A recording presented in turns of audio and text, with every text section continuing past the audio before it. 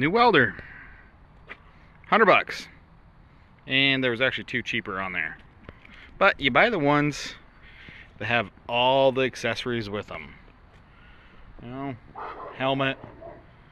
I don't know how much cords there. Probably 100 foot, maybe 75, at least 75 feet. There's gloves. There's like some oxyacetylene glasses, but. So this was just kind of an impulse buy. Anytime you see a welder and it comes with a bunch of consumables, welding rod, helmets, and especially cords, and it's $100, you just buy it. You don't even question yourself. I have owned so many of these Lincoln Tombstone welders, and I've restored, I don't know, a dozen of them now. Figured pick this up, go through it, clean it up, do a basic restore on it, make sure everything's working good. But it's a fun process to do it, so I thought I'd bring you guys along. Supposedly it works. The guy's grandpa was a professional welder, so this has probably made the guy a ton of money. So let's just play with it and see what it does. So it came with this box of rod. I spent a good 2 hours going through it, just sorting it already. Got a lot of cool stuff, like some hard facing rod, some cladding rod, which I have no idea what to do with, but I do know what to do with hard facing. Cladding, I guess, is you put on before you do hard facing. I don't know. That's some expensive stuff. It came with almost 80 pounds, 75 pounds, right there. Rod, mainly 6011s, 6013. Some stuff that is so old that you can't even tell. Still welds really nice. It seems like 6011. You know, they back in the day, they didn't actually write on them. They put color codes. So this would be a violet, and it's hard to find the. I think NEMA put out the code book. Exactly what it is. This one welds like 7018. So just kind of me going through. Some of it doesn't even matter. If you're doing it for home stuff, it doesn't even matter. One thing I notice is the dial seems to kind of get stuck. It does seem to turn, but you get it into some spots, and it just gets really stiff. Way stiffer than it should be. So we'll just go through that. All the cords and stuff look good. We did a little extension here. Not that that matters. Doesn't matter at all. Go through it. Oh yeah, and that was, I measured that out. That was like 95 feet of cord. 10.3, which is more than ample for a welder to do 50 amps with a duty cycle of probably up to 50% at that 50 amps. But you'll never hit that with this. This thing has burned a lot of rod. So much so that it doesn't even, the jaws have worn to the point it doesn't even fully clamp down on this small rod anymore. What's this, 3/32? Maybe we're bolted down there. These things really aren't that heavy. It's actually usually the leads and everything else around them that add 15 pounds. I think the main box is probably only 60 pounds.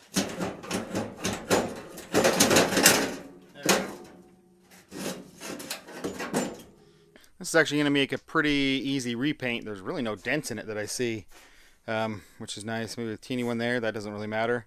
We do have some rust down here from it sitting in the frame against there. So it probably sat outside for a little bit, which doesn't bother these at all.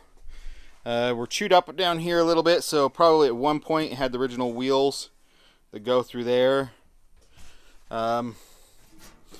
Back's a little dinged up. Doesn't really affect it or hurt it at all. Covered in wood dust, of course. Sawdust. We have a couple little welded tabs that we'll just clean up and take off. According to the date code, it's the last digit right here, and it could be, so the 6, so it's the 12th month of 66, 76, 80, or 86, 96. Judging by the rods and stuff that came with this, I'm going to say this is a 66. It could be a 76. It's either 66 or 76. But I'm going to say 66. Just because the rods are pre-60s, a lot of them. So that's what I'm guessing. It's not a 56. Back then, they didn't have the 225. They had the 180 in the 50s. So 12th month of 66. I did already have this plugged in. The guy had it plugged in and did strike an arc, so I do know it works. Plug it in. The fan actually even sounds good. There's a little fan in there.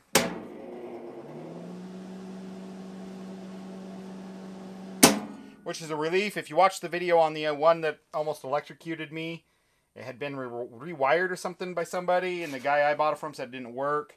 Essentially, they had wired one of the hot leads directly to the case. So if you would have touched a ground or anything and just touched the case, with it just even plugged in, you would have electrocuted yourself. So I got lucky there.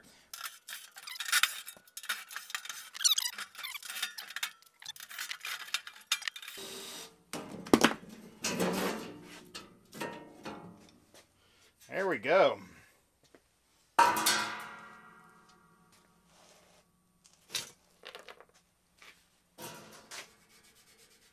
think it's been in a wood shop for a while.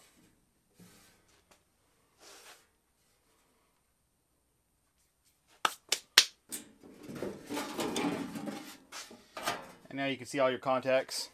This thing has spent a lot of its life doing heavy welding. I mean, we're at, looks like the most of it's sitting at 150, 175. Yeah. So this thing's been used. You know, if you got a homeowner, they're just welding lawnmowers and other little random thing around the house. Usually you'll see these contacts right here, you know, the 75, 90, 100, right here, worn out. So you can see the arcing on these few right here. So we'll just kind of clean those up a little bit. And I will put a little bit of grease just right here. I'm actually going to use dielectric grease. And we'll go there. We could also use no-locks or something else like that. I'll explain the difference in a minute. I actually don't know if that ground was bent like that. I don't think the ground was actually hooked up. Not a big deal, but that just goes right there. No, it wasn't. So the ground wire wasn't hooked up. So we'll just make sure that goes back when we get it. But everything else looks really good. So there's a huge misconception that all these old welders had copper windings, and they didn't. They painted them a copper color, and they kind of look like they're copper. But you come up here, and it's just aluminum. So they had the 180 before the 225. I think all the 180s were copper, and when they went to the 225, they went to aluminum and a fan. I think a internal letter I saw once on some forum from Lincoln said that they never made a single 225 with copper windings. But to this day, guys will like, nah, I got copper windings because, you know, it's copper up here. But no, there's no copper in them.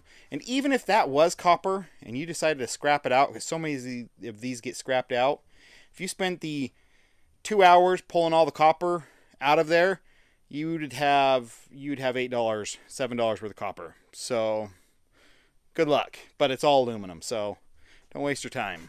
So I'm just going to take some steel wool. I don't know what this is. Double aught, triple aught. Doesn't really matter. I'm just kind of brushing the contacts, making sure that they're clean. Now I'm going to put a little bit of grease on there. I'm going to use dielectric.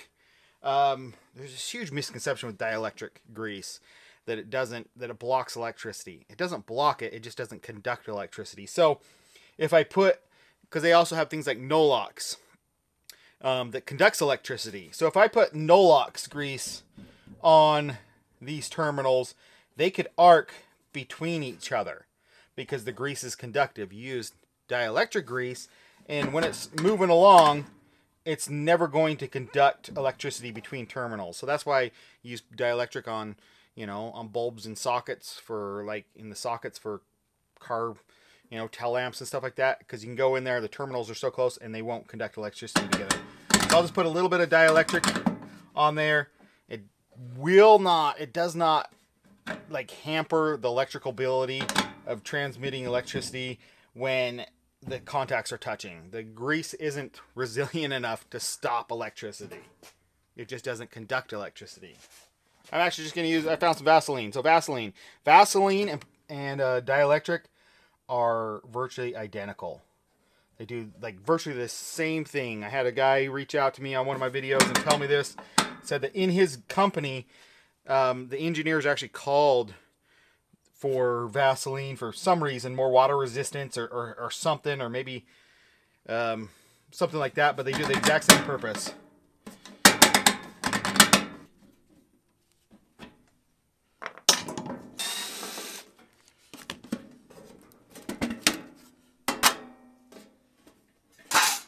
still sticking over the higher ampage. Come on. There we go. So if I pop this out, a pin, pop that pin out. Is that what's holding it up? Oh, yeah, that's what's holding it up. Just got to grease the front right here. Spring loaded. It's actually a roll pin, but it's in plastic.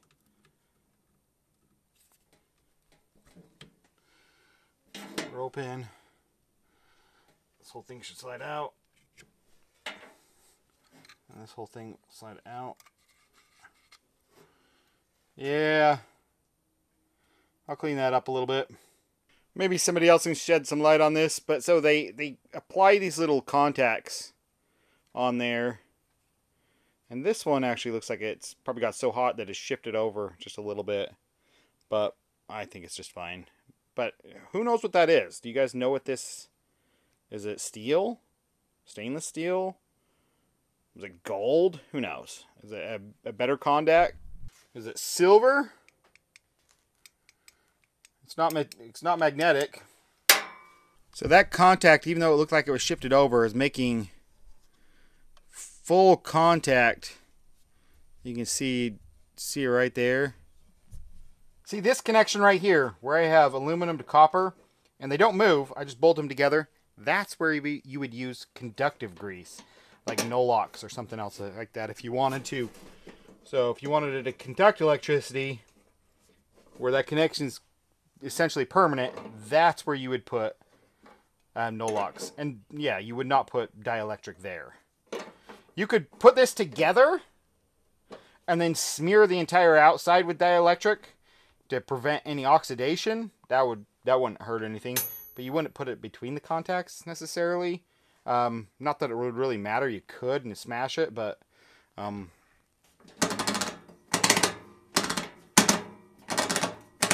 beautiful. Just kind of dump it in there. Doesn't matter. This is just automatic transmission fluid, which is just super lightweight machine oil, or like it's not like machine oil, but it's super lightweight mineral oil. Beautiful. Didn't sound bad anyway. So I kind of put this back together, blow it out, and we'll start prepping it for paint.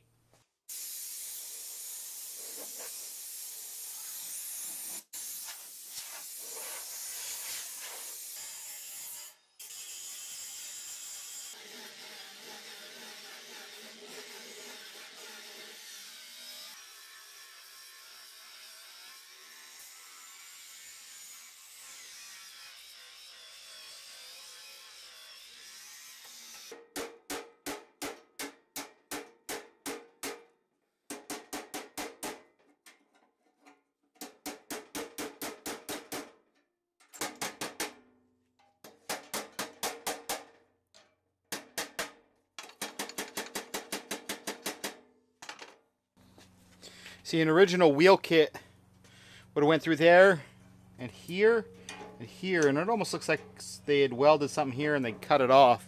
I gotta weld that piece back in. Started busting out my MIG welder. I'm like, nah, let's pull out this old Marquette right here and let's weld with this. Come on, get it. Give it here. Yeah. Thanks. We got some absolute baby 6013. Okay, now grab the electrode with the other hand. Are you even paying attention? You're not even paying attention. Come on. So this is about the thickness of what you'd find on a classic car. Yeah, definitely. Same thickness. So can it weld sheet metal with an AC stick welder?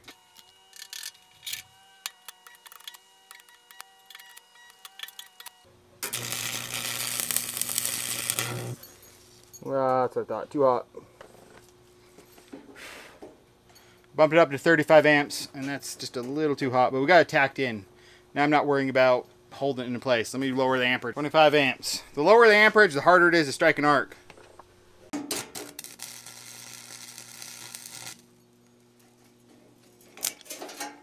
Definitely not flawless. I mean, I filled in a good 1/4 inch round hole right there, and a little bit right there, and a little bit right there. Grind it smooth and we'll be done. Okay, we're going to start out with just some red oxide primer, just on the bare metal spots.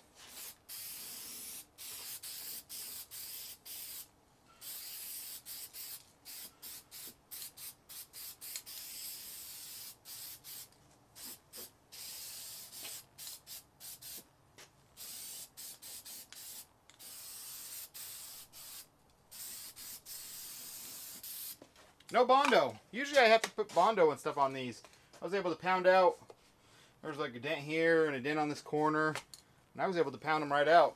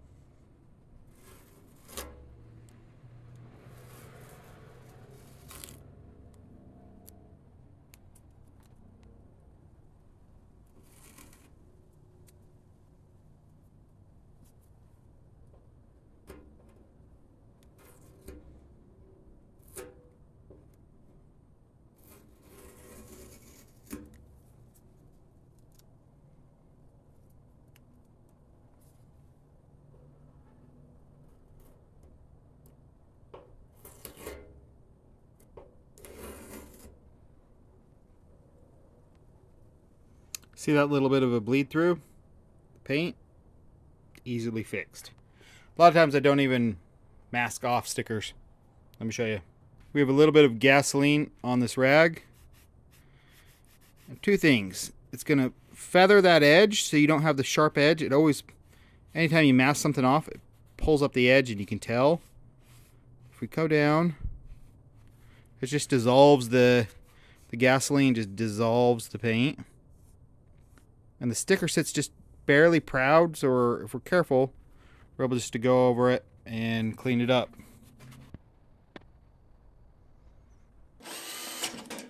Cleaned up the faceplate with Scotch-Brite and gasoline. Gasoline's one of the few things that I found that won't actually remove printing on decals or printed surfaces. If you use something like acetone or something like that, sometimes that can peel off your just wipe away your decal, which is not what you want.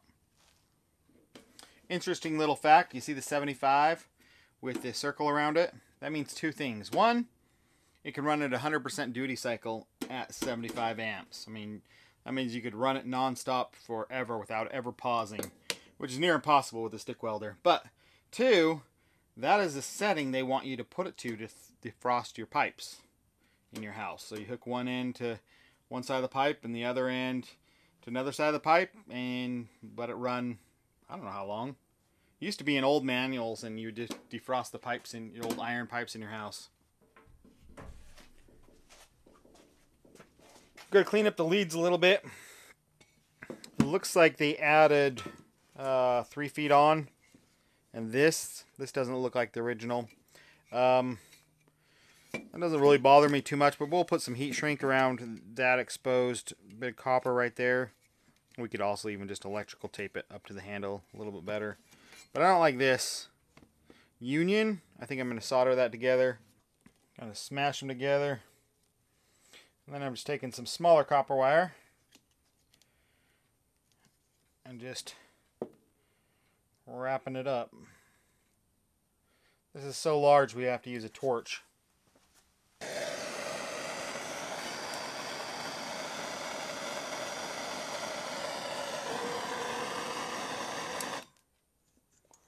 Just keep feeding it in until it stops.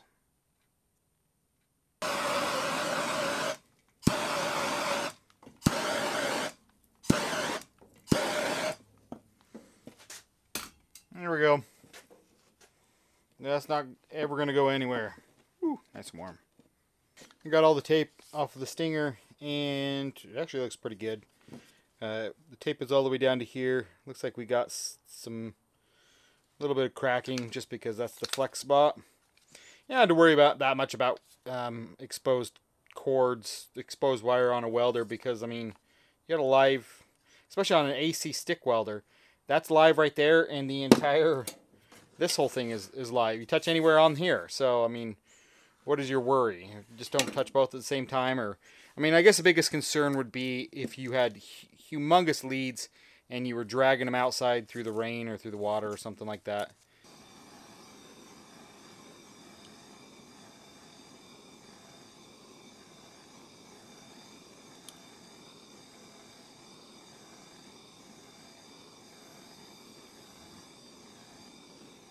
I'm going to take a file and just run it inside here and just clean this up. And maybe file down the front lip just a little bit. Still feels really nice. Probably take out these screws too if I wanted and clean it up, but all nice and dry. Oil-based enamels, alkali enamels, don't kick off unless you heat them up. So especially if it's below, you know, 60 degrees. So I kept using the torch and heating it from the inside, and that kicks it off. And so it's been 12 hours and it's completely dry. I modified the cart, which I think is better. I had double sets of wheels. I don't know if you guys remember. And these huge long bolts. I think they were double sets of wheels just because that's the bolts they had. So I kicked it down to one set. I didn't think it needed to be. It was almost like 5-6 inches wider overall. It used to slide all the way down in there. I put some 2x4s because I don't want it to slide all the way down in because it was all the way up to here and just scratched and rusted the front. So we'll see if that's enough. So we'll set it on there, just threw some flat black paint on the cart, oiled up the wheels and stuff, but we'll throw it on there, see how it looks. Like I said, I've had a lot of these, and I don't think I've ever seen one that somebody's built this little weird 3-legged cart with the caster wheel in the front. But I think it's probably one of my favorites because this thing maneuvers in the shop almost effortlessly because of that caster wheel in the front. It doesn't even maneuver that easy when you put two, because I've put two before. I've had ones with two casters. That single wheel in the front makes this thing super maneuverable. So bravo to the guy that built that. I think that's actually works pretty slick. I guess the question, is it tippy? No, it's not tippy being 3-wheel. No, it doesn't want to tip over. Okay. Ah, that moves so nice. We got a random rod. It's half burnt. Make sure we got a tip exposed. It's nice and rusty. I think it might be 7018. Can't really read it. It's been, looks like soaked in water, everything else. So let's see if we can throw down a bead.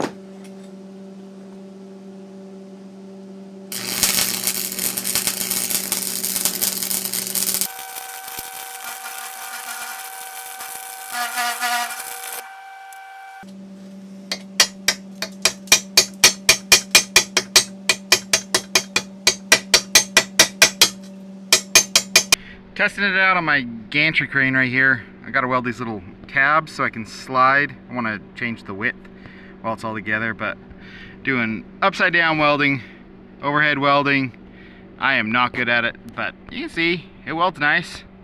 I probably feel more comfortable with MIG welding, but that's just what I'm used to. But no, it does a good job. That's 6013. 7018, I couldn't get to work good overhead for me, but that's just practice. Practice and practice.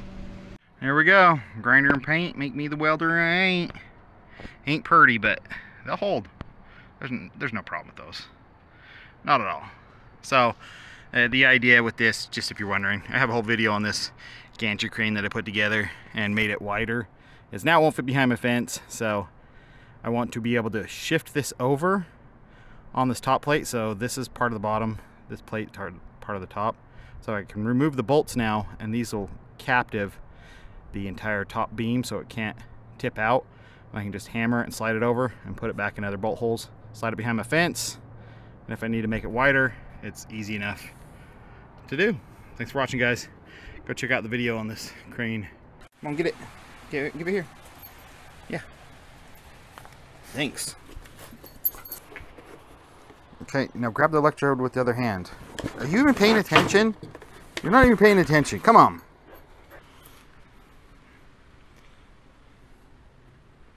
Where's the ground clamp?